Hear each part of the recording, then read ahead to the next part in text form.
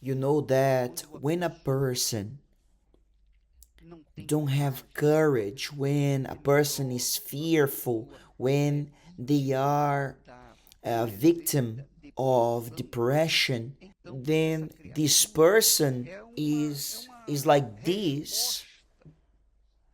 Their problem is a result of the doubts that they are inside of them. You know that we are living in a world where there is a war between the doubt and faith. And those who live by faith, they overcome the doubts. They are not afraid, they go ahead. Those who are living by their doubts, obviously, they will be a prisoner, a slave of this feeling that will bring all the problems. Doubts bring fears, doubts generate worries, doubts make people to be that state of being stuck. Doubts generate that fear, that desperation. The person is terrified. Doubts generate insecurities. For example, there are people who say, Bishop, my mom said to me, you are going to get married and you're going to be unhappier than I am. What you're doing to me now, your children will do worse to you.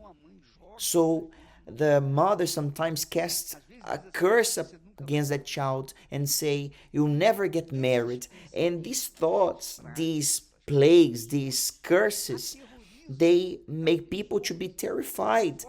And they have that in their minds, they keep that inside of their hearts, and then they are afraid.